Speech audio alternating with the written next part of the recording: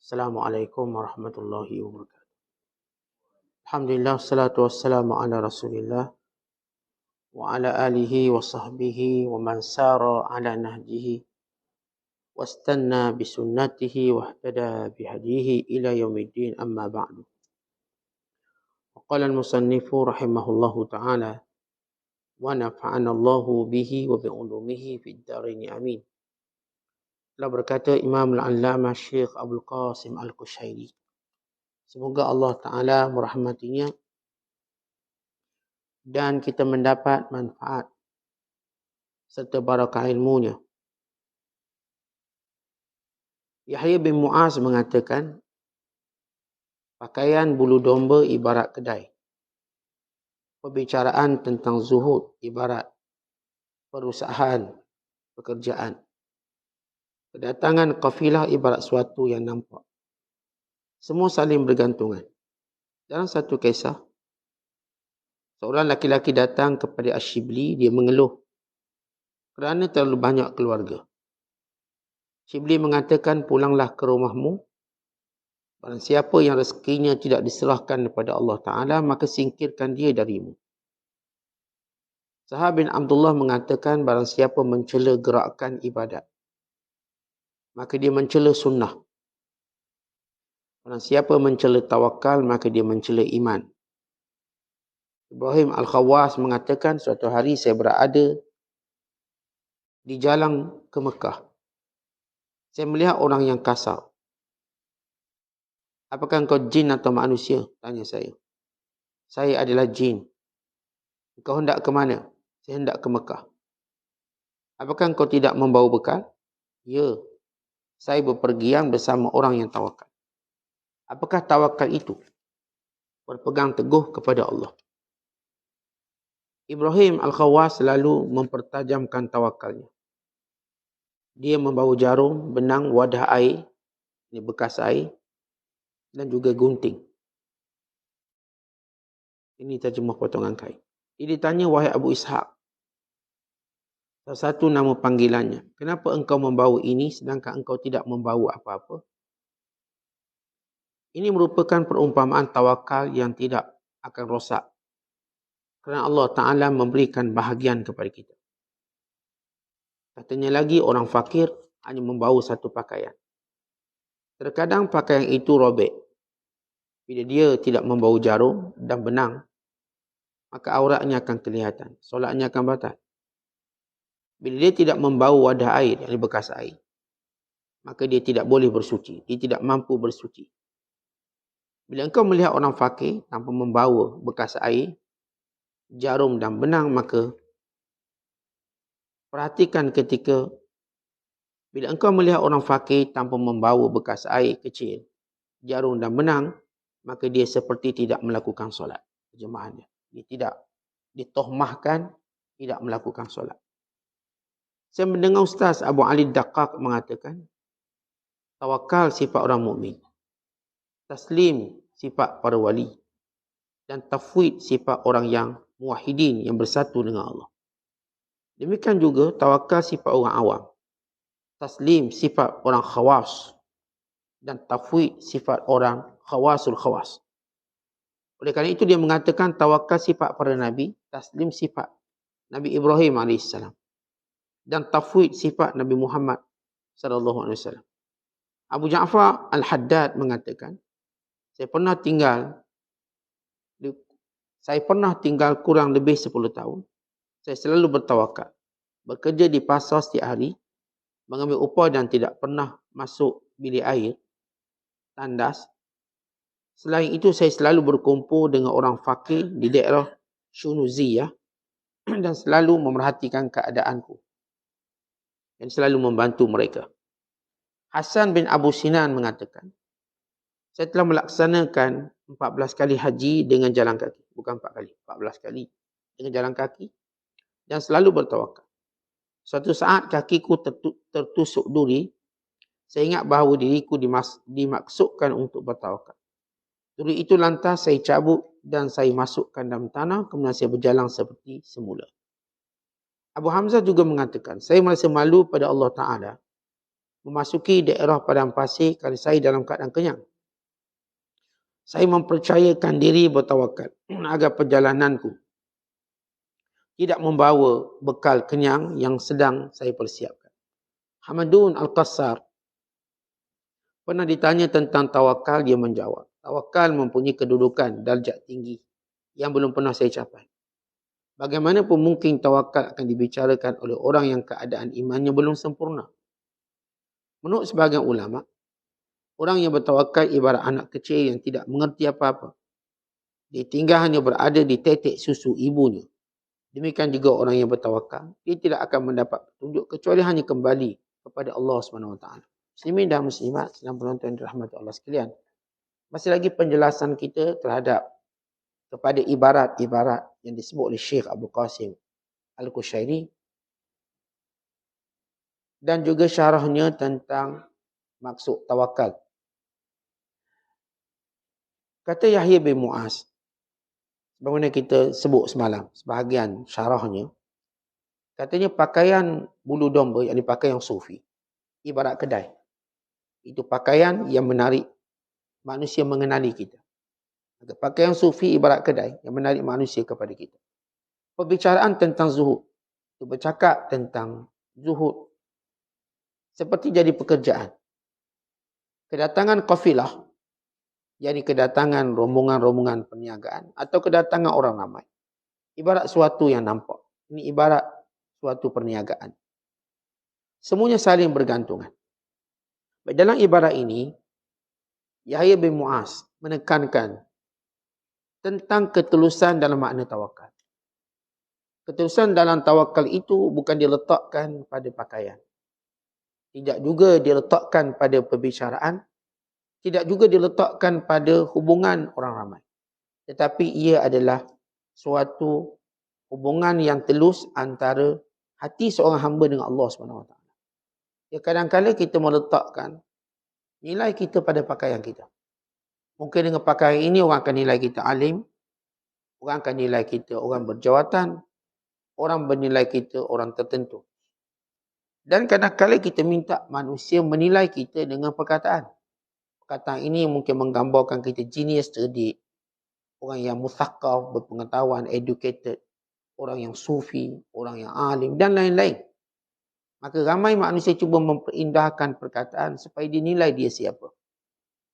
Maka ini bukan nilai tawakal sebenar. Dan membina jaringan hubungan dengan manusia yang mempunyai berbagai bentuk kekayaan yang disebut sebagai qafilah. Maka ini tidak akan membuka ruang ketulusan dalam tawakal. Seperti maknanya, tawakal ini membebaskan semua itu. Tak perlu kita meletakkan pergantungan pada pakaian kita untuk diketahui siapa kita. Tak perlu diletakkan pergantungan pada bicara kita untuk dikatakan siapa kita. Sehingga kita takut untuk diam, nanti tidak dikenali. Saya kena cakap, dia orang tahu saya siapa. Walhal, orang-orang yang benar-benar bermutu dikenali dengan diamnya, bukan dikenali dengan sebab cakapnya. Orang awam dikenal seseorang dengan pakaian, dengan percakapan, dengan ada hubungan orang tertentu. Maka orang ni kata ini somebody. Tetapi orang-orang khusus, dia tidak mengenali dengan cara tu. Kalau kita berada pada kelompok orang-orang yang dianggap sebagai VIP, maka kita tak akan lagi melihat pakaiannya atau melihat bicaranya kerana kita sudah sedia maklum siapa dia. Kalau misal kata seorang pesilat, ni tok guru silat. Bagi orang awam mungkin dia akan kenal tok guru silat dengan pakaian dia, dengan bengisnya, dengan pengikutnya, oh ini tok guru. Bagi orang khusus, kalau pun orang ni tidak bersama, tidak dengan pakaiannya, tidak bersama dengan orang-orangnya, tetap dikenali sebagai tok guru silat. Contoh lain, kalau namanya polis lah polis. Kita pun kenal polis pangkat, tengok ada paku, tadi ada bintang. Oh, polis ni mesti pangkat tinggi. Itu orang awam. Orang khusus, sekalipun ditanggalkan pakaian seragamnya, lalu dia memakai jubah, kita tahu dia ni ketua polis. Kerana kita sudah orang khusus, sudah kenali dia. Sama juga dalam mengenali para ulama. Orang awam mengenali ulama dengan pakaian, dengan bicara, dengan sekian-sekian. Kalau tak bercakap, kita berkata, dia itu tak pandai. Di tawakal ini, tidak perlu kita terdesak untuk mengenal, memperkenalkan diri kita dengan pakaian, dengan perbualan, dengan orang-orang yang sekeliling kita. Kalau kita benar dengan Allah, maka Allah yang angkat. Allah yang akan muliakan kita. Di sini Yahya bin Mu'az mengajar kita tidak bergantung kepada hayat atau disebut gambaran zahir. Kadang-kadang kita takutlah kita tak tunjuk gambaran zahir. Jadi orang tak kenal kita siapa. Orang pun tak akan berikan kemuliaan yang sepatut kita dapat. Orang pun tak akan layan yang sepatut kita dilayan. Tapi kalau kita orang berjiwa tawakal, kita tak peduli benda tu. Bagi kita, tak ada apa pada pakaian. Tak ada apa pada penampilan. Maka kita dengan jiwa tawakal kita pada Allah. Itu yang pertama. Yang kedua, ada seorang datang jumpa Imam Ash-Shibli. Dia kata, Syekh, anak-anak saya ramai. Maka saya bimbangkan rezeki mereka. Lalu kata Shibli, mana yang kamu tak yakin Allah bagi rezeki pada mereka, maka engkau keluarkan daripada rumahmu. Ucapan ini ucapan sinis. Kita tahu, tuan-tuan sekalian, si anak yang dilahirkan ada rezeki masing-masing. Bila Allah Ta'ala ciptakan manusia, Rasulullah sallallahu alaihi wasallam menceritakan bila sempurna ciptaan manusia dalam perut ibunya, Allah mengutuskan malaikat untuk menulis ajalnya, untuk menulis tentang rezekinya, untuk menulis apakah dia bahagia atau celaka, untuk tulis tentang amalan dia. Sepanjang dia hidup, dia beramal benda apa? Baik ke buruk, telah ditulis. Untuk ditulis apakah dia sa'idun am syaqi. Dia nak di syurga atau di neraka. Untuk ditulis tentang ajalnya. Umur dia berapa bila dah keluar dari perut? Berapa umur? 2 hari? 2 tahun? 20 tahun? Dan yang keempat ditulis ialah rezekinya. Semua yang lahir, mula lahir sahaja, maka Allah tetapkan rezekinya. Orang beriman dia tak perlu bimbang bila anak-anak lahir. Bila masyarakat jahiliah, mereka bimbang anak-anak ini akan mengurangkan rezeki mereka, lalu mereka membunuh anak-anak. Khususnya bila yang lahir itu anak perempuan, kerana bagi mereka anak perempuan tidak boleh mencari rezeki, tapi menjadi bebanan rezeki. Macam kita lah, kita duk fikir, tengah kita lah, kita bukan semua. Kita duk fikir, isteri kita kalau tak kerja, dia tak menarik rezeki. Ini pun habis beras. Isteri yang kerja, ini boleh rezeki, kita jadi banyak. Saya gaji 5,000, saya gaji 5,000 plus 2, 10. Ini bila bini tak kerja, kita nampak dia zero income. Tak ada. Maka itu penilaian yang salah. Itu bukan cara kira rezeki. Kita duk fikir kalau saya ayah, anak saya ada 6 katakan. Kalau 6 kerja, income saya campur income anak-anak saya. Jadi banyak lah. Kalau seorang dapat 1,000, 6,000, campur income saya 5,000, 11,000. Maka saya pun tak bagilah anak saya belajar. Nanti belajar tak ada duit. Belajar tak dapat duit. Jadi semua kerja. Lahir-lahir je suruh kerja terus. Misalnya, biar dapat jana income. Maka cara fikir tu salah. Rezeki Allah Ta'ala bukan semestinya dengan kerja. Bukan semestinya. Kerana Allah Ta'ala menjadikan manusia ini ada peringkat-peringkat umur sesuai kerja, sesuai belajar dan sebagainya. Kalau tuan-tuan tengok, umumnya, rezeki orang bekerja ni kita nampak jelas. Tentang rezeki orang belajar juga ada. Kerana kalau kita tahu, seorang kalau dia belajar, kalau dia sibukkan dengan urusan rezeki, dia kerja, maka dia tak akan dapat ilmu. Seorang yang belajar sepenuhnya, maka dia dapat ilmu. Kerana itu kita tengok bila orang tu betul-betul alim, kerana dia sepenuhnya dia belajar tanpa dia fikir tentang rezeki. Sebab dia ada jalan rezekinya sendiri. Sama juga orang yang berperang misalnya. Dia ada jalan rezeki dia yang berperang. Setiap orang ada aturan rezeki. Mengikut peringkat usia, umur, peringkat pekerjaan, sekian-sekian. Walaupun Allah Ta'ala sebut secara sunnah umum kita panggil. Sunnah umum kerja dapat duit. Itu sunnah umum. Tetapi dia ada di sana ada sunnah-sunnah yang khusus. Umpama saya katakan, anak-anak kecil kita. Apakah kita faham rezeki mereka dengan kita suruh dia kerja, umur 2-3 tahun kita suruh dia kerja? Tidak. Asbab dia kita dapat rezeki. Anak-anak yang kita belajar. Asbab anak-anak kita belajar, kita dapat rezeki. Saudara mara kita yang sakit. Sakit, takkan kita orang sakit kita nak suruh kerja juga. Awak sakit kalau tak kerja tak dapat duit. Kita semua tahu kalau orang tu sakit, dia boleh tak kerja. Kita yang kerja pun orang sakit boleh ambil cuti. Tak payah kerja. Sementara orang yang memang sakit selalu. Maka dia bukan dalam kategori sunatullah untuk dapat rezeki dia kena kerja. Dia sakit, dia ada rezeki dia. Ini orang gila. Kata orang gila, dia pun tak kerja. Ada tak orang gila kerja? Orang gila mana kerja? Dia ada tak rezeki dia? Allah dah tetapkan bagaimana perjalanan rezekinya orang gila. Sebab tak ada orang ambil bekerja orang gila. Takkan. Kalau dia apply, kita pun ada anak gila 2-3 orang. Dia kata, kau ni susah ni tanggung, mak tanggung kau. Kau pergi minta kerja. Orang gila ni pun pergi apply kerja. Minta kerja cikgu seorang. Yang ni minta jadi polis seorang. Katakan. Orang gila ni. Mak dia bawa. Seorang minta jadi kerani. Kata, kata siapa terima? Agak-agak. Ada orang terima. Tak, kalau majikan tu gila pun tak terima gila tu. Jangan kata kalau dia normal. Tak mungkin. Tapi orang gila, dia ada tak rezeki dia? Ada atau tidak? Dia tak boleh bekerja. Kerana kalau dia bekerja, dia buat kerosakan lebih teruk. Bayangkan orang gila ni diterimalah jadi polis. Kalau kita tengok ramai orang gila bergelandangan, kita jadikan dia polis sebagai constable semua. Agak-agak macam mana negara kita ni tu? Dia ada unit khas, unit polis gila. Kerja dia.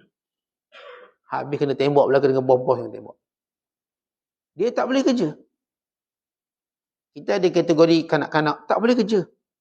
Bukan dalam akta buruh pun menyebut umur sekian-sekian tak boleh kerja. Satu kesalahan. Sebab dia dalam level rezeki. Kita nak cerita tentang bagaimana rezeki mereka. Tawakal kepada Allah. Ada level orang belajar. Dia tak boleh kerja. Kalau tuan-tuan tengok orang kerja tu belajar, orang yang belajar dia kerja, kita dah tahu dia telah merosakkan belajar. Yang ada orang tu belajar kemudian dia kerja. Dia akan rosakkan kerja pelajar dia. Dia tak akan jadi pelajar yang berkualiti. Kalau pelajar berkualiti, dia akan fokus. Sebab itu dalam keadaan orang belajar ini, dia ada tawakal khas dia. Dia ada rezeki. Saya cerita tentang kita tadi suami menganggap, bila isteri tak kerja, maka dia tak ada duit. Dan kita pun income berkurangan. Jadi dia kena kerja supaya income kita plus-plus banyak. Tidak semestinya. Saya tak kata tak betul semuanya. Saya tak kata betul semuanya. Saya kata perkataan tidak semestinya. Kerana ada waktu keadaan isteri tak sesuai bekerja. Bila suami punya anak yang ramai. Bila suami perlukan perhatian khas.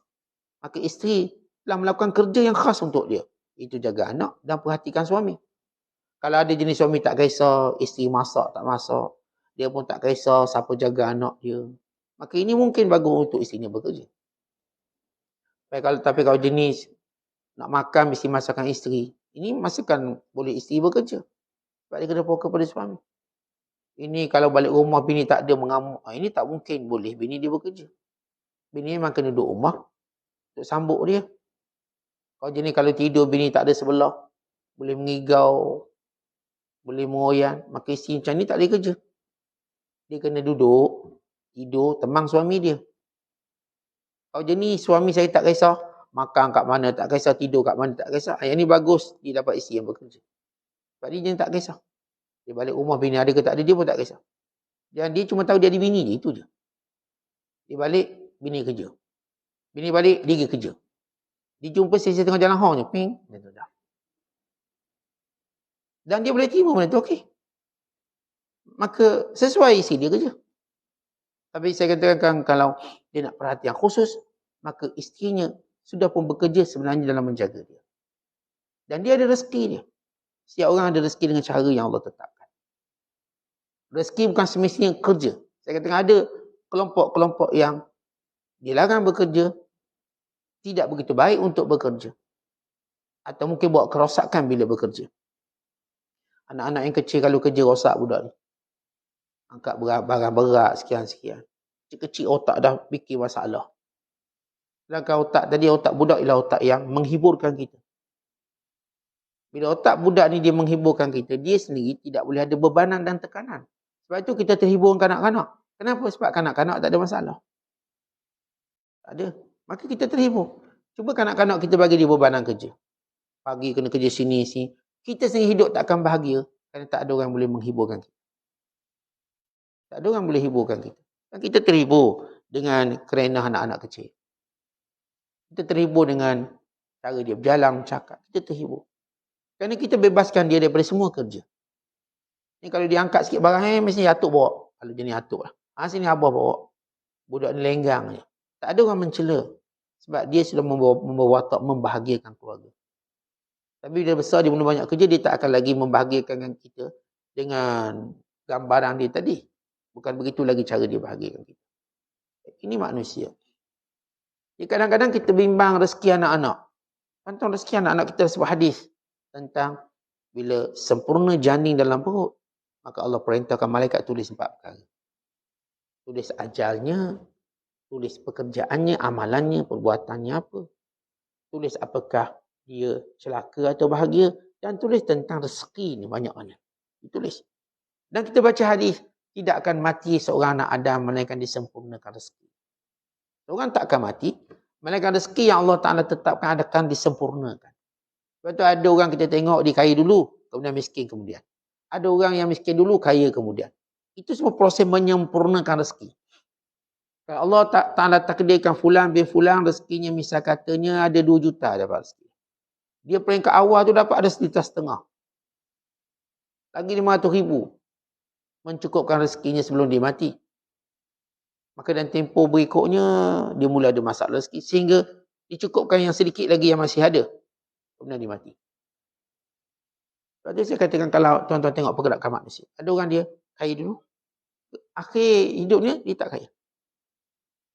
Ada orang miskin dulu. Akhir dekat-dekat nak mati, dia kaya pula dia. Dekat-dekat mati nak kaya dia.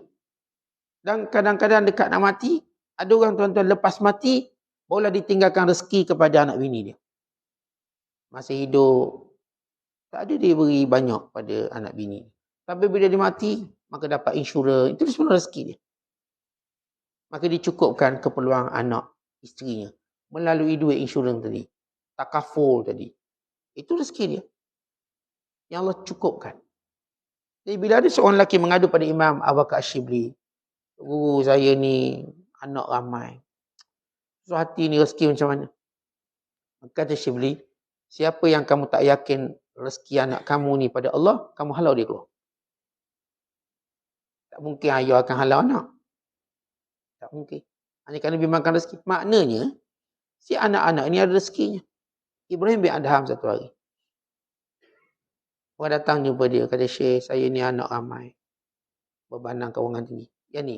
Kata Ibrahim, kalau mana-mana anak yang kamu tak yakin rezeki di tangan Allah, rezeki yang Allah uruskan, kamu pindah je anak tu rumah aku. Biar rezeki Allah, Allah hantar ke rumah aku. Hantar ke rumah aku. Mana-mana anak yang kamu tak yakin, ada rezeki yang Allah tetapkan, kamu pindahkan anakmu ke rumah aku. Aku nak anak tu. Tentu ini dia. Keyakinan yang wajib. Anak-anak ada rezeki dia. Itu saya sebut. Sebelum ini bahawa orang Islam tak pernah bimbang anak ramai. Walaupun tuan-tuan kita bila sebut tentang keyakinan, kita tetap mengambil asbab yang Allah Ta'ala perintahkan. Tapi bila antara doa yang Rasulullah ajar pada kita. Allahumma inni a'udzubika min jahdil bala. Ya Allah, aku berlindung kepadamu daripada ujian yang berat. Apa maksud ujian yang berat? Dia ada banyak penafsiran. Antaranya ialah kathratul iyal wa qillatul mal. Antara ujian yang berat itu anak ramai, duit sikit. Itu ujian berat. Sebab dia melibatkan hati kita. Anak kita ramai ni, 7, 8 orang, mungkin 10, 12 orang. Tapi rezeki kita sikit. Kita berlindung kepada Allah daripada ujian itu. Tapi kalau diuji, yakinlah Allah pemberi rezeki. Kita berlindung. Kita doa ya Allah. Dan doa yang kita baca subuh tadi. Yang Rasulullah sallallahu alaihi wasallam, Allahumma inni a'udzubika min jahdil bala wa darki syaqa wa su'il qada wa syamatatil a'da. Dan makna pertama, ya Allah aku berlindung padamu daripada jahdil bala, itu ujian yang berat. Ujian yang berat ni ada beberapa makna. Yang pertama maksudnya ialah penyakit yang tak ada ubat, yang tak tertanggung. Itu panggil jahdil bala. Yang kedua ialah ramainya ahli keluarga, kita kena tanggung, harta kita sikit. Gaji kita 2,000, nak tanggung 10 orang. Rumah ni, kereta, berat, beban. Tetapi kita doa dulu pada Allah supaya kita tak diuji macam tu. Tetapi bila diuji, tawakal pada Allah. Sebelum benda berlaku, kita boleh berdoa. Ada orang yang saya katakan diuji dengan isteri yang tak baik. Daripada awal kita doa, ya Allah berikan aku isteri solehah. Tapi tiba-tiba kita dapat, bukan isteri solehah. Bukan isteri solehah. Nama dia solehah. Misalnya. Ni orang solehah yang kecil hati lah, contoh. Contoh kecil hati pula orang nama solehah ni. Takkan cakap kita. Tak, kalau. Seorang tu, dia doa, ya Allah berilah aku isteri solehah. Tengok, nama dah solehah dah. Cerah masa depan. Tiba tak macam dia sangka kan. Tak dijangka macam tu. Maka apa patut dia buat? Maka sabar. Sehingga dia menjadi solehah. Sabarlah. Barangkali Allah nak jadikan sebab tangan dia menjadikan isterinya baik. Kita kadang-kadang nak cuci kaki je, nak senang-senang. Tapi Allah Ta'ala nak suruh kita mujahadah dan usaha. Kita doa, ya Allah kurniakan aku isteri yang beragama. Sebab Nabi sallallahu alaihi wasallam kita fasfar bizatid din taribat yadak. Carilah isteri yang beragama, untung kamu. Kalau kamu tak cari, rugi kamu. Baik, bila kita sebut nak cari pasangan beragama, macam mana kita nak tengok pasangan agama? Kita pun tengok ustaz-ustaz. Ustaz kita bagi 20-30 indikator. Mengikut latar belakang ustaz itulah. Ada ustaz kata, okay, nak cari suami yang soleh atau isteri solehah, okay, cara pakaian dia tutup aurat. Ini pula nak tahu isteri tu solehah ke tak, dia bukan jenis pemarah. Masing-masing kalau kita tanya 10 ustaz, dia bagi 10 karakter. Ada sifat yang benda tu tak mungkin dapat dilihat melainkan selepas dia jadi isteri. Yang disebut oleh Nabi SAW, bila disuruh dia ikut, bila dilihat menggembirakan, maka itu isteri solehah. Suruh je dia tak lawan, maka ini isteri solehah. Bila dilihat jadi gembira. Idza nazarta ilaiha sarratka wa idza amartaha ata'atka. Bila kamu tengok je wajah isteri kamu, kamu gembira. Itu tanda solehah. Dan bila kamu suruh saja, dia dengar. Dia tak bantah. Itu isteri solehah. Baik, itu kita cerita dalam operasi ataupun dalam proses kita dah dapat. Sebelum. Kalau kita tanya ataupun kalau seorang perempuan dicari suami yang soleh. Tahu tanya saya, Ustaz, macam mana saya cari suami yang soleh, ada agama? Oh, mungkin di keluaran Fakulti Akademi Islam. Itu tidak mutlak. Tapi kalau dia keluar Fakulti Engineering, doktor tak soleh ke? Maka itu bukan saja jawapan yang tepat. Tapi dia adalah dia punya tanda, tapi bukan tepat. Okey, suami yang soleh dia yang pergi subuh.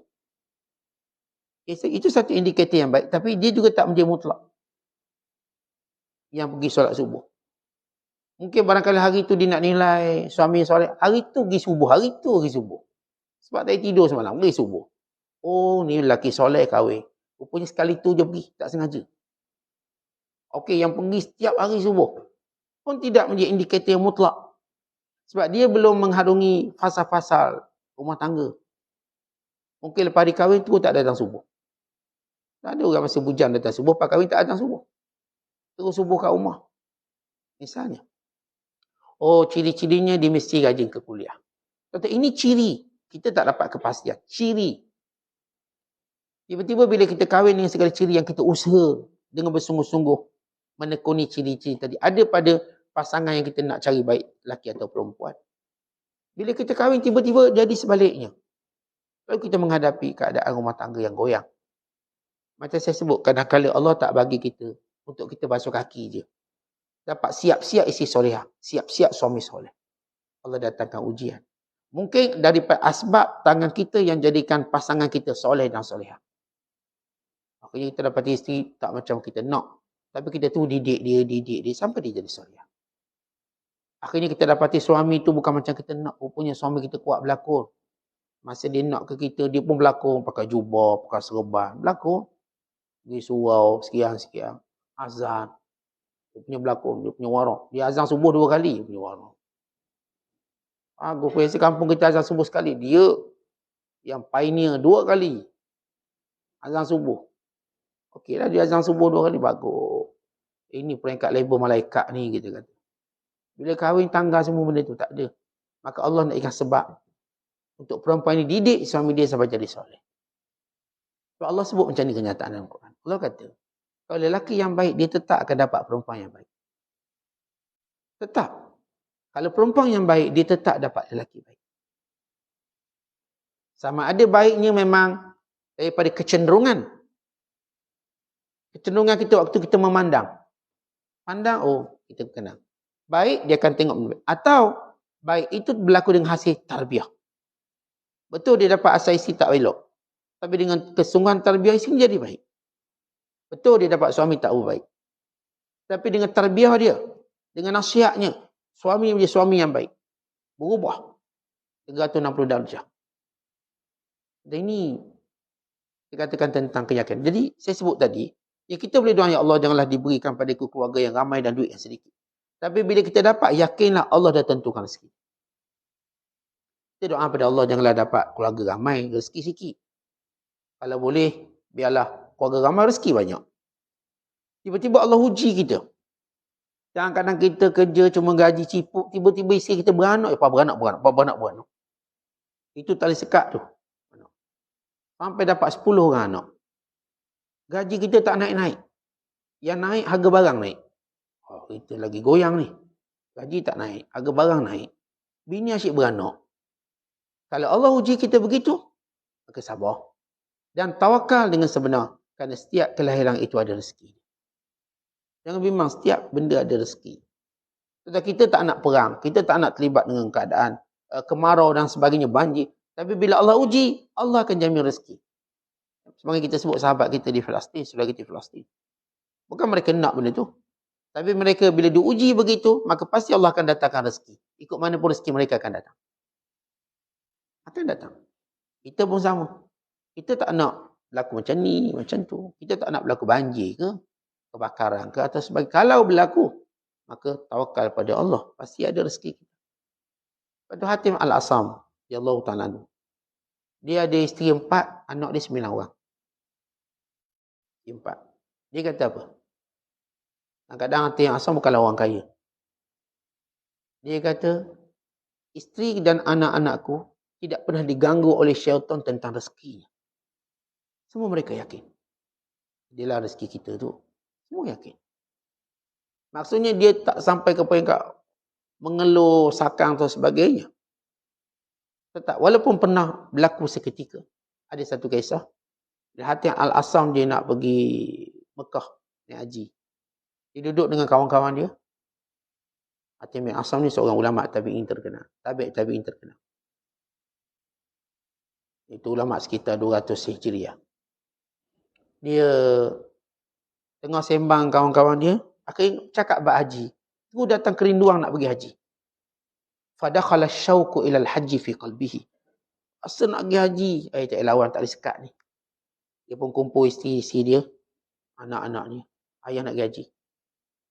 Ayah nak minta izin pergi haji ni. Lalu kata isterinya, anak-anaknya, ayah, kita ni tengah keadaan gawat ekonomi, tak kuat. Jadi siapa pula nak uruskan makan minum kita ni? Katanya ayah yang kerja. Macam mana? Ayah pergi haji lama ni. Dia tahu, pergi haji sekarang bukan macam pergi haji dulu. Makan bulan. Kadang mungkin setengah tahun pergi haji. Sekarang ni mungkin pergi haji setengah bulan je. Siap semua. Mereka mungkin setengah tahun untuk perjalanan, pergi balik dan sebagainya. Maka Hatim Al-Asam kata, Allah akan jaga kamu. Saya akan doakan pada Allah untuk kamu. Isteri anak-anak mula bimbang seketika. Lalu kata anak perempuan dia, kenapa kita nak bimbang sangat? Yang pergi haji ini pencari rezeki. Yang beri rezeki itu ada dengan kita, yakni Allah. Ayah kita munawilun lirizq walaysa huwa razzaq.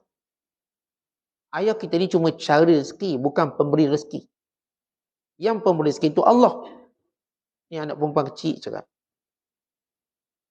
Lalu kata anak-anak yang lain, betul-betul dah tu. Betul dah tu. Hati yang asam tengok betul. Ni anak ni bijak. Lebih bijak. Ayah pergilah, ayah jangan bimbang. Ayah cuma pencari rezeki, ayah bukan pemberi rezeki. Pencari. Dalam keluarga kan, ada tu 2-3 orang tukang cari rezeki, tapi bukan pemberi rezeki. Pemberi rezeki itu Allah. Akhirnya hati Al-Asam pergi haji. Dia pergi haji, dan hati Al-Asam ni ramai anak perempuan. Jadi urusan kerja tadi agak terbatas. Sehingga sampai peringkat mereka tak makan beberapa hari. Apalah, tak cukup makan. Lalu kisah mereka menjadi perbualan orang kampung. Apa benda lah suami tak bertanggungjawab. Pergi haji dah tahu susah. Macam biasalah. Gosip ni bukan hari ni, bukan zaman kita ada TV je. Sebelum tu pun gosip memang kerja dia. Kerja bergosip-gosip ni memang kerja manusia. Kadang-kadang masalah orang tu taklah besar. Orang yang tengok ni macam besar. Dia pula terlebih bimbang daripada orang tu. Orang-orang bawah luar ni. Pada zaman sekarang kita panggil netizen lah.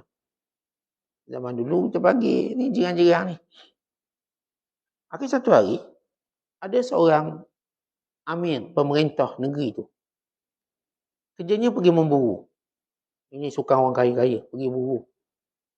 Pergi buru pun tersesat. Akhirnya kehabisan air, dahaga. Lalu cari, ada rumah terdekat. Itu Mahathir Al-Asam. Dia ketuk pintu. Beri salam. Ada tak air? Ada tak air? Siapa? Saya Amir sekian-sekian negeri. Pemerintah. Maka isteri pada Mahathir Al-Asam keluarkan air bekas, bagi air. Raja tu bila dia minum air itu sedap. Pada air masak je, tapi rasa sedap. Dia rasa sedap. Dia tak macam air masak biasa. Kalau bagi sedap. Macam contoh tengok kedai-kedai makan yang viral tu lah. Yang ni jual nasi lemak, ni pun jual nasi lemak. Tapi nasi lemak ni kita rasa sedap. Padahal sama je. Kita rasa macam sedap. Kita rasa macam duduk kedai ni macam lebih tenang. Banding duduk kedai sebelah satu lagi. Untuk je asbab rezeki dia banyak. Jadi bila raja ni minum air masak dia. Air biasa air masak. Bukan teh tarik. Masak. Sedap air ni. Lain rasa nyaman. Ini rumah siapa? Pelik air. Ini rumah siapa? Ini rumah Hatim Al-Asam. Oh Hatim, saya pernah dengar nama dia. Mana Hatim? Dia pergi haji. Oh pergi haji. Oh dia pun dengar cerita-cerita orang. Ni gosip ni sampai ke raja. Raja pun dengar gosip. Hatim pergi haji, keluarga dia tinggal susah. Lalu raja ni pun menanggalkan tali pinggang dia. Tali pinggang raja. Mahal lah tali pinggang raja. Lalu dia berkata kepada semua pengiringnya, semua yang sayang aku, kena tanggalkan tali pinggang masing-masing. Dan berikan pada perempuan. Maka mereka tanggalkan tali pinggang. Ini tali pinggang menteri-menteri kabinet semua mahal-mahal belaka ni. Bukan murah. Mereka tanggalkan tali pinggang, tinggal rumah Hatim Al-Asam. Maka isinya terkejut dengan rezeki yang banyak. Ini tali pinggang. Yang bertata batu permata, macam-macam. Kemudian raja ni pun balik. Dan dia datang balik rumah Hatim, bawa duit. Dia kata, aku datang nak beli semua tali pinggang tu. Semua. Sebab bagi tali pinggang susah pula. Isteri-isteri Hatim nak jual tali pinggang tu. Raja ni datang balik. Aku ingin membeli semua tali pinggang tadi. Maka dia campurkan duit. Dia berikan duit. Dia ambil tali pinggang. Dia beri semula pada menteri-menteri dia. Pada orang pengiring-pengiring. Tiba-tiba anak perempuan Hatim menangis. Nangis anak dia. Lalu kata ibunya, kenapa menangis? Patut gembira ni, harta dah banyak. No. Lalu kata anak perempuan ini, wahai ibuku. Manusia memandang kita. Sekali pandang je. Dek kesusahan kita, mereka cukupkan kita. Bagaimana kalau Allah yang pandang kita? Dan kita ni bila susah, dengan satu pandangan manusia, simpati manusia, maka dia lepaskan kesusahan kita. Bagaimana kalau Allah yang memandang kita dengan pandangan simpati? Pasti Allah akan cukupkan segala-galanya. Lepas tu budak ni menangis. Kalau manusia pandang dah macam tu, bagaimana Allah yang memandang?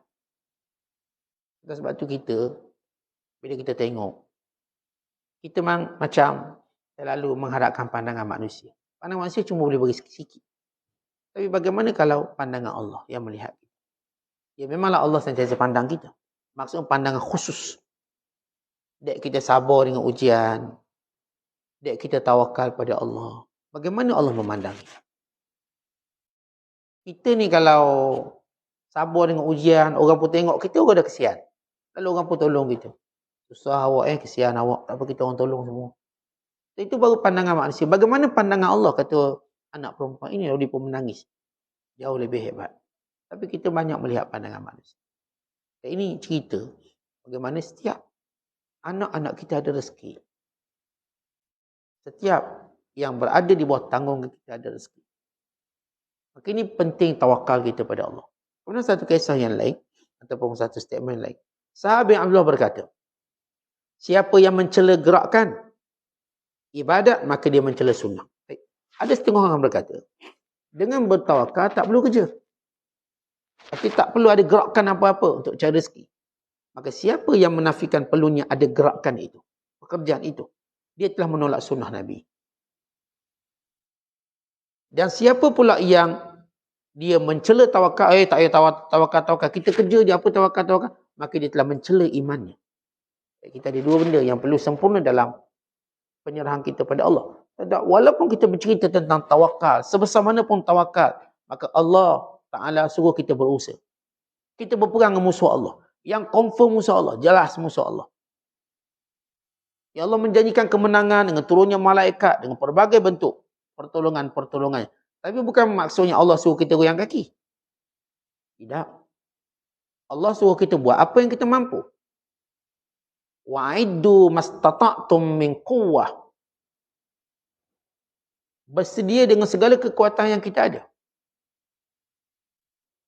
Mesti bersedia. Macam saya cerita juga tentang bila Mahdi akan keluar, Nabi Isa akan turun. Ini tanda-tanda kemenangan Islam. Tapi bukan maksud bila kita kata Mahdi ni akan keluar, Nabi Isa AS akan turun, kita tunggu mereka. Tak. Kita buat apa yang kita boleh buat hari ni. Apa yang kita boleh buat hari ni. Kita buat segala yang kita boleh buat. Sebelum keluarnya Mahdi dan sebelum turunnya Nabi Isa. Contoh macam contoh gini. Kalau raja nak masuk kampung kita, tuan-tuan buat apa? Oh, raja nak masuk, banyak peruntukan masuk, goyang kaki. Tuan-tuan pasti akan buat sambutan raja. Pekerja ataupun penduduk negeri itu mungkin tak tidur hanya untuk menunggu raja datang. Bukan dia tak tidur, dia menung macam tu. Yang ni buat pintu gerbang, yang ni bahagian masakan, yang ni bahagian kebersihan. Sibuk untuk tunggu kedatangan seorang raja. Tak ada seorang pun yang akan duduk saja-saja. Semua orang pastikan biar raja datang, semua dah siap. Contoh bila Mahdi datang, bukan kita duduk saja tunggu Mahdi datang. Kita dah siapkan semua. Tentera yang terlatih, orang-orang yang kuat imannya, yang jaga ibadat dan solatnya, golongan yang pemurahnya, golongan yang berilmunya, kita dah siap semua, maka Mahdi pun keluar. Maka dia dah ada dalam pembantu-pembantu yang sudah bersedia. Bukan Mahdi datang pun nak rekod ni, start menuntut ilmu, start mengajar, awak start. Bukan, Mahdi tak akan arah yang tu. Mahdi datang, dia lead terus pergi, siap. Macam saya beri perumpamaan kalau raja nak datang. Takkan tuan-tuan nak tunggu raja datang, baru tuan-tuan nak panaskan periuk. Yang ni baru nak kutip sampah. Mau dilempang raja tu. Bila dia datang, kita dah prepare. Ni Mahdi bila datang, kita dah prepare. Kita dah, daripada awal dah, bangun awal subuh. Ini subuh tak bangun, nak tunggu Mahdi. Kita dah prepare dengan baca Quran, hafal Quran, faham Quran. Bukan Mahdi turun baru suruh, Imam Mahdi boleh tak ajar Quran. Bukan. Kedatangan Mahdi berarti kita dah bersedia. Kalau kita belum sedia, Mahdi tak akan datang. Kalau tuan-tuan belum sedia, Mahdi tak akan datang. Tanda Mahdi datang, kita bersedia. Kita cukup bersedia. Macam saya sebut raja lah. Raja, dia nak datang tadi, kita dah prepare. Tapi kalau kita tak prepare, raja tu cancel. Dia tunda tarikh. Orang pun sampai report, bangku, kampung tu tak buat apa-apa lagi. Okey, kita bagi dia tempoh lagi sebulan. Tu dia buat. Di Mahdi dia tak mungkin keluar dalam keadaan kita lalai macam ni. Dia keluar dalam keadaan kita dah tunjuk kestrugglean kita. Lepas tu kita baca hadis tentang bagaimana bila Mahdi keluar. Dia dah datang tentera elit Mahdi yang sudah ada well trained, sudah pun terlatih hebat. Satu tentera daripada Syam yang sudah terlatih hebat. Satu tentera daripada India, Isabah minal Hind, yang sudah terlatih hebat, lawan musuh kuat-kuat. Sebab tentera Mahdi ni semua yang sudah ada pengalaman lawan musuh paling kuat dalam dunia. Dia tak lawan musuh komang-komang, tak ada. Dia sudah terlatih lawan musuh paling kuat. Ini tentera Syam lawan musuh paling kuat, Yahudi. Yang didokong oleh semua negara dan dilawan. Tentera ni paling kuat. Sebab dia bukan lawan satu negara, dia lawan semua negara. Semua negara dia lawan. Maka tentera ni paling kuat. Satu lagi tentera yang dikatakan berada di India. Yang dia akan lawan kuasa besar Hindu yang besar. Kuasa musyrik paling besar. Dan dia akan lawan. Dan dikatakan satu lagi ataupun yang disebut dalam hadis, isabatun minasyam wa isabatun minal Hind. Satu kelompok daripada Syam, satu kelompok daripada India.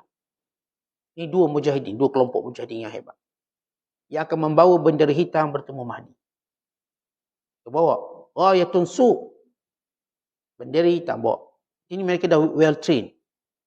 Dan tentera daripada, dikatakan daripada Khurasan. Ini tentera yang sudah berhadapan kuasa besar. Ini Afghanistan. Khurasan. Dia lawan Rusia, dia lawan Britain, dia lawan Amerika, dia lawan semua kuasa besar. Kerana ini tentera terkuat. Sebab dia lawan semua kuasa besar, dia tak lawan yang kecil-kecil. Dia bukan lawan dengan Maldives, Filipina, tak. Lawan Amerika. Amerika cabut lagi. Dia lawan Rusia, Rusia cabut lagi. Dia lawan dengan Britain, Britain cabut lagi. Soalan bumi Afghanistan, bumi untuk melatih tentera terkuat, melawan musuh terkuat. Tak pernah ada musuh yang paling lemah datang nak jajah dia, tak ada. Ni kalau ada lagi nak jajah, dia mesti kuasa besar. Kata tiga-tiga ni kuat. Allah jadikan mereka. Dan mereka ni tentera Mahdi.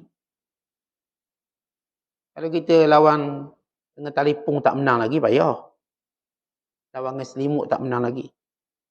Kita tukang buat air, sudahlah buat air. Maksudnya tuan-tuan, bahawa kita, bila kita sebut tentang tawakal, tidak menafikan siap siaga, kerja, usaha. Buat kerja. Kalau betul kita nak letakkan kita di kalangan orang yang mendapat kemuliaan, maka kita mesti tunjukkan kerja betul-betul lah. Sebab itu orang yang menolak kerja adalah Nabi. Kerana pada Nabi SAW, manusia paling sempurna tawakal, namun mereka tetap bekerja. Dan mereka juga suruh orang bekerja. Rasulullah SAW suka pada sahabat bekerja. Nabi SAW, ni sahabat-sahabat Rasul, orang Ansar, orang Muhajirin. Bila habis dia solat subuh dan solat duha, orang-orang Ansar sibuk di kebun-kebun. Orang-orang Muhajirin pergi ke pasar-pasar. Semua mereka bekerja. Dan bila sampai waktu zuhur, mereka datang. Kemudian mereka teruskan kerja. Sehingga Nabi SAW meletakkan pasar, membina pasar di sebelah masjid. Untuk menunjukkan antara ibadat dan kerja tidak terpisah. Dekat sebelah masjid tak pasar. Tapi kalau letak pasar sebelah masjid, bisinglah. Logiknya. Ya, itu cara Rasulullah membina masyarakat. Antara usaha dan ibadat. Lepas tu pasar letak dekat dengan masjid. Selepas kamu kerja, pergi ibadat. Lepas ibadat, fikir kerja. Begitu cara perjalanan sunnah yang benar. Bukan tawakal itu maksudnya tinggalkan kerja. Bekerja. Dengan kemampuan kamu ada. Tapi kita dah sebut kemampuan kita berbeza-beza. Kita tak boleh bagi orang tu kerja sama. Kerja yang sama. Dah nama isteri kita, dia dah fokus kat keluarga, maka jangan suruh dia kerja lagi. Dia dah fokus kat anak-anak. Dia dah siapkan rumah, okay, dia jaga rumah. Itu kerja dia. Anak-anak kita pula, jangan suruh dia kerja, dia dah fokus pada belajar dia. Pergi sekolah, buat kerja rumah. Itu kerja dia. Kita pula yang cari duit. Maka kita asbab pada rezeki semua ini. Ini dia sunnah yang sempurna. Satu cerita, Ibrahim Al-Khawas sedang dia berjalan nak ke Mekah. Mekah, jalan kaki. Kita jumpa orang yang wajahnya menakutkan. Wahsy. Ini diterjemah dengan kasar. Wahsy ni buat wajah yang menakutkan, gerung. Katanya, awak ni manusia ke jin? Sebab karakter jin, kalau dia berupa manusia, muka dia jadi wuduh. Kata kita dah sebut jin, ada sejenis jin, dia ada kudratut tasyakkuli, dia ada kemampuan untuk berubah menjadi manusia. Tak semua jin boleh jadi manusia, tak semua. Tak semua jin boleh tercegak depan kita. Ni jin-jin yang boleh tercegak ni jin yang agak kuat sikit berbanding jin lain. Jin-jin lain, dia tak boleh menampakkan diri dia sebab dia lemah. Setengah-setengah jin Allah beri dia gagah sikit lah. Ni jin yang mungkin ada pangkat sikit, jeneral sekian-sekian. Dia boleh ubah diri dia jadi manusia. Tetapi dia tak akan sempurna. Dia tak akan sempurna sebab dia jin. Mungkin jalan sengit lah, muka uduh lah, jadi pendek lah. Dia jadi macam tu. Dia pun bila ubah manusia jadi telanjang, jadi toyo. Ubahnya manusia tengah sekerak badan. Jadi hantu penanggal. Bila dia cuba berubah jadi manusia, dia cacat. Dia tak boleh sempurna. Sebab itu Allah sebut tentang manusia, walaqad khalaqnal insan fi ahsani taqwim. Kami jadikan manusia paling sempurna di kalangan makhluk. Kalau jin cuba nak serupa manusia, dia pun serupa manusia pun nak datang kuliah. Ustaz pun kenal, ni bukan orang ni, jin ni. Sebab muka dia tak lawa. Hidung kat sini, dia kat belakang sini, jin. Dia punya transpon dia tak sempurna. Patut mata dia gitu, dia naik atas sikit. Dia punya balancing alignment dia tak betul. Bila dia jin, kita nak kenal jin ni, dia berupa orang, dia tak nampak macam orang betul. Tak nampak. Kalau tinggi sangat. Dia tak boleh nak syak. Tinggi betul-betul macam kita. 5 kaki. 6 kaki. Dia tu tinggi dia sampai 8 kaki, 10 kaki. Tengok tercegak. Jalan pun sengit. Atau dia jenis jalan lambat. Ngesok.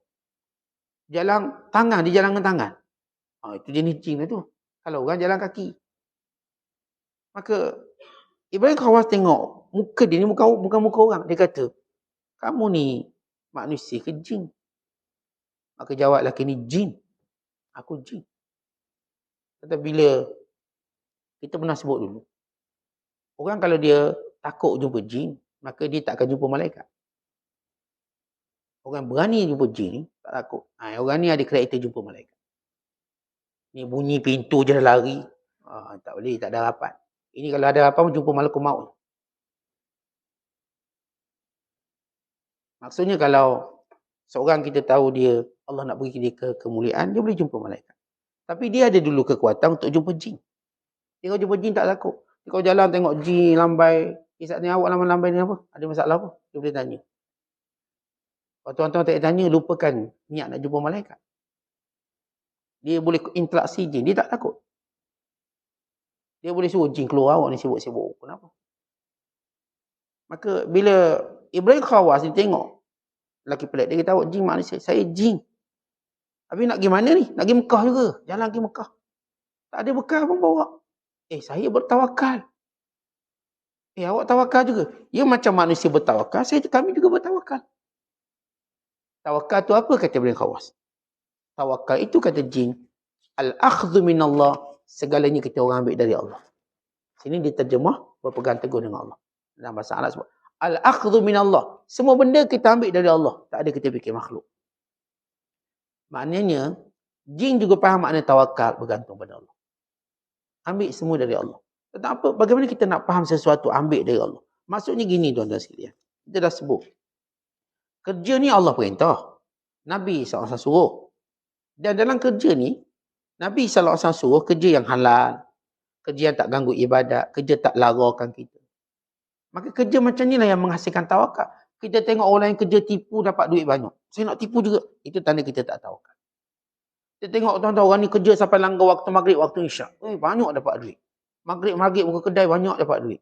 Kita maghrib nak tutup, nak pergi solat. Kuranglah duit kita. Di situ datang tawakal. Kerja kita tak macam kerja dia. Kerja dia langgar hukum hakam semua. Kita kerja patuh hukum hakam semua. Kita nampak dia ni kerja, kedai dia ramai orang. Sebab apa? Pelayan dia semua seksi-seksi belaka. Kita pelayan kita semuanya tutup aurat belaka. Mungkin orang tak berkenan. Tak apa. Kita tak akan cari rezeki cara tu. Saya tak mungkin cari rezeki supaya kedai makan saya banyak. Kita pun cari yang perempuan yang boleh goda orang. Bukan begitu cara. Itu orang tak tawakal. Kita tak cari orang tutup aurat elok. Atau kadang-kadang kita cari lelaki lah, tak payah perempuan lah. Nanti niat kedai kita bukan dia nak makan makanan. Kita nak tengok perempuan belayang tu. Ini tak untung juga kita. Jadi kita guna cara yang halal. Yang betul. Kita tengok yang ni dia nak lari jumpa Tok Bomo. Tiap-tiap minggu Tok Bomo datang jampi. Berasak. Dia. Kita orang beriman, kita tak pakai bomo. Kita tawakal pada rezeki kita. Dia ni pakai pengeras, pelaris. Yang purple tu dia pakai belaka. Kata kita tak pakai pelaris. Kita tahu ni syirik khurafat. Kita berniaga macam Rasulullah ajar lah. Kita cakap benar, kita list harga. Maka Allah, itu tanda tawakal sehingga Allah bagi kita rezeki yang baik. Yang ni orang tak tawakal, sampai tipu orang. Ni kalau pelanggan tanya harga berapa, rahsia harganya, makan dulu, nanti kita kira. Ish, menakutkan kita memang rahsia. Makan berapa, nanti kita bagi bil. Ni murah sangat ke mahal sangat? Kita tak buat cara macam tu untuk perangkap pelanggan. Berapa harga? Ni harga dia banyak ni. Ni harga dia RM10. Kalau nak tambah RM12. Mahalnya tak apalah awak kata mahal, paling kurang saya dah beritahu semua. Kalau nak beli, tak nak beli sudah. Mungkin ada orang tuan-tuan dia sebut mahal sekarang.